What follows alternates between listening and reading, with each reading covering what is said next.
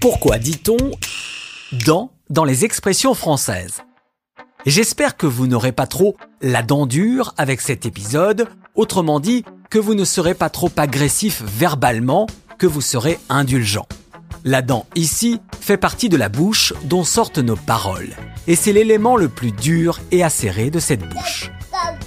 À moins que vous n'ayez une dent contre nous, une expression pour signifier la rancœur ou la rancune envers quelqu'un, et ce depuis le XIVe siècle, où l'on disait avoir les dents sur quelqu'un, car le mot dent au sens figuré rimait avec agressivité à cause de l'animal qui justement montre ses dents quand il veut vous mordre.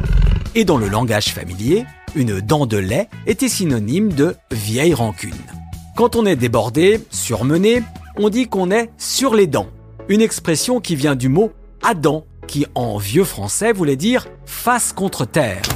On est tellement fatigué qu'on doit se baisser complètement à en avoir les dents dans la terre. Au XIVe siècle, quand on disait qu'on avait les dents longues, ça voulait juste dire qu'on avait faim. Alors que de nos jours, avoir les dents longues, c'est être très ambitieux. La dent ici incarne la force, le côté solide. Les plus ambitieux ont d'ailleurs les dents qui rayent le parquet. Ceux-là sont prêts à tout pour parvenir à leur fin. Leurs dents sont si longues et si acérées qu'elles pourraient rayer le sol.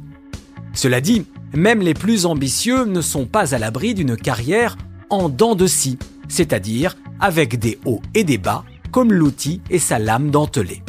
Celui ou celle que l'on dit armé jusqu'aux dents possède tout un attirail d'armes sur lui.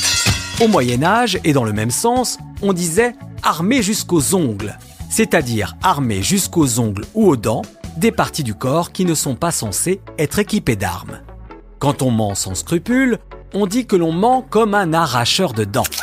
Une expression qui date du XVIIe siècle où les dentistes offraient leurs services sur place publique en clamant haut et fort qu'ils ne feraient pas souffrir. Ce qui n'arrivait jamais, ou alors quand les poules auront des dents. Une expression dérivée de « quand les poules pisseront » utilisée au XIXe siècle. Quand on n'a rien à manger, on dit qu'on n'a rien à se mettre sous la dent. Au sens propre, cette expression est utilisée depuis le XVIIIe siècle. Au sens figuré, c'est plus récent. On dit ainsi qu'on n'a rien à se mettre sous la dent quand on ne trouve rien d'intéressant dans notre recherche. Celui en revanche qui a les dents du fond qui baignent s'est fait plaisir, car cette expression familière récente désigne quelqu'un qui a trop mangé ou trop bu et qui est donc proche du vomissement. Pour écrire cet épisode, j'ai pris le mort aux dents.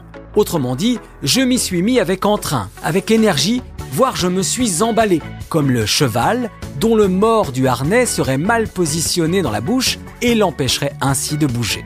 Voilà, j'ai essayé de ne pas me casser les dents sur ce mot, autrement dit, j'ai tenté d'éviter un échec, celui de perdre mes dents.